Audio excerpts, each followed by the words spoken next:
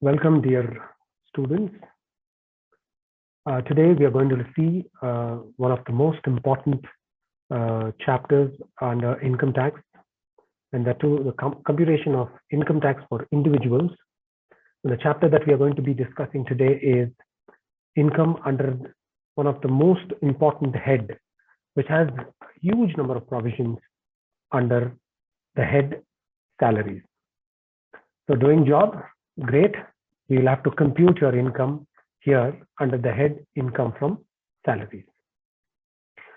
Today's topic, we're going to be covering quite a few points, especially with regarding to the basis of charge, the tax treatment of different types of salaries, and we are going to see one or two retirement benefits.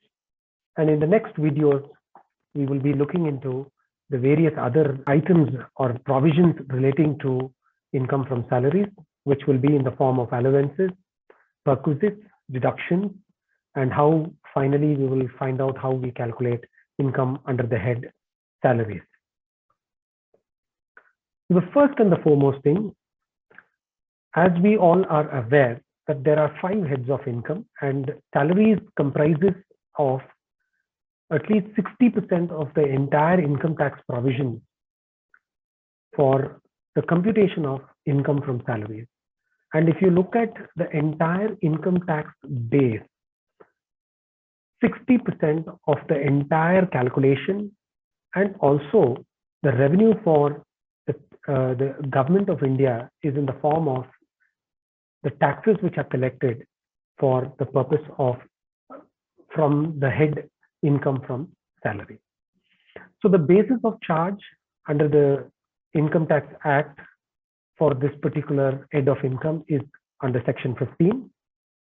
And if a particular income has to be charged under the head income from salary, there are certain conditions or provisions that has to be satisfied by an individual or a taxpayer in order to be taxed under this particular head. So the basis of charge under section 15 talks about who are all taxed under this particular section.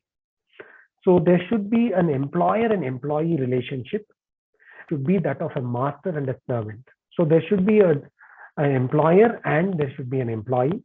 Only when there is an established relationship of that two individuals should be that of an employer-employee or a master and a servant. So any benefit due to the employer-employee relationship is taxable under the head income from salary. Salary is always taxable on receipt or due basis, whichever is earlier. Any forms of salary in the form of bonus is also taxable on the receipt basis. The employer-employee relationship should be established under this particular section, and it will be taxable under salary.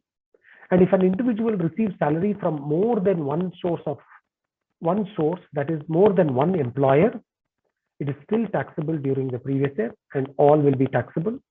And even any arrears of salary is paid during the previous year will also be taxable in the year in which on receipt basis.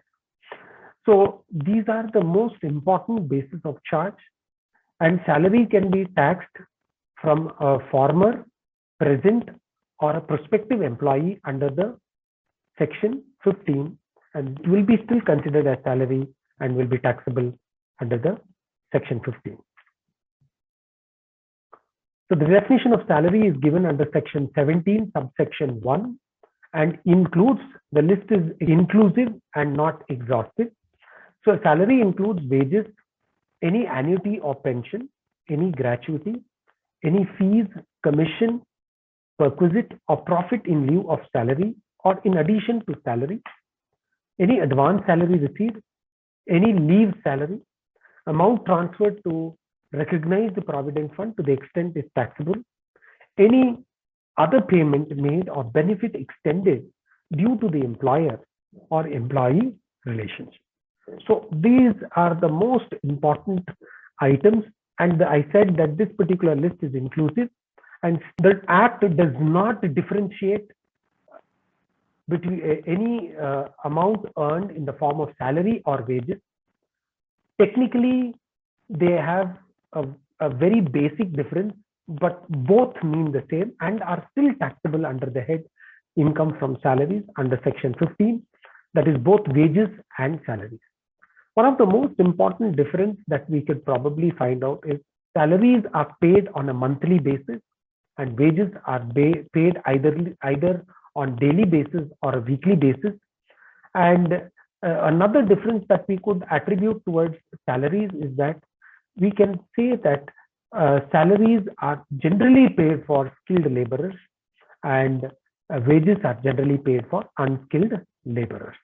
So this is what is the basic difference, but both are covered under the head income from salaries.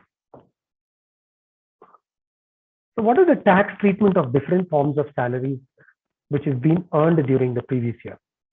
Advance salary, any advance salary received is taxable on receipt basis in the assessment year relevant to the previous year in which it was received. However, reclaimed in case of advance salary. Arrears of salary, it is taxable on receipt basis. If the same has not been subject to tax earlier on due basis, it will be taxable during your assessment year for the amount received in the form of arrears during the previous year.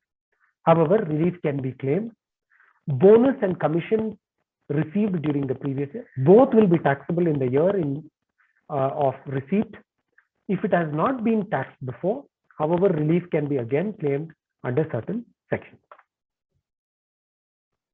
So with that, we come to the end of the basic definitions of charge, definition of salary, and the definition under the basis of charge under section 15 and the definition under section 17. So this is very important. So now moving on, in this today let us see what is leave salary and how leave salary is taxable under the head income from salaries and what are the provisions in relation to leave salary. What do you mean by leave salary? An employee is entitled for certain amount of leave during the previous year. There are certain leaves which can be carried over and which can be converted or which can be encashed in the form of the leave salary which is not availed.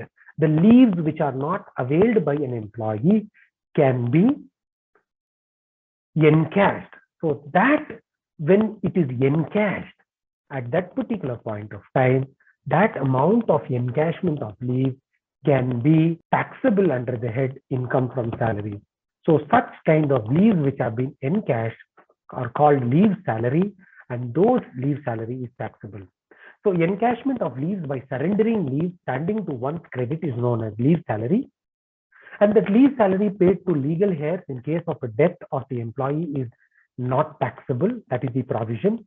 It's very, very important that we will have to understand that aspect. And leave salary during the continuity of employment will be chargeable to tax in the year in which it is being encashed.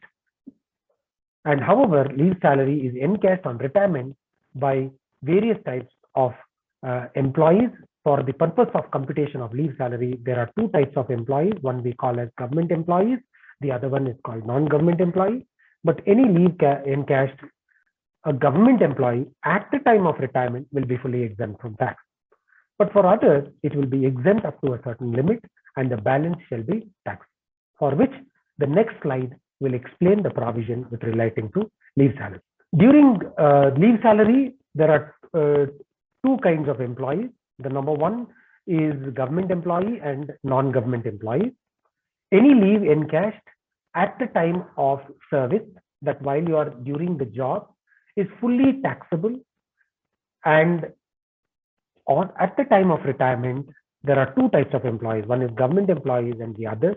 Government employees are fully exempt from tax, and in case of non-government employees, the amount taxable will be least salary, which will be exempt from tax, will be least of the following.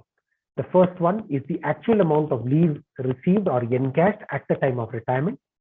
B, a ceiling limit fixed by the government of rupees 3 lakhs.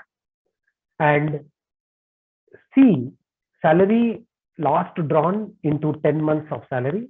And finally, cash equivalent of availed of leave computed at the rate of 30 days for every completed year of service according to IT rules, and leave standing to his credit at the time of retirement. So this is the fourth item, the D item, leave standing for his credit at the time of retirement. Now that will be a maximum of 30 days.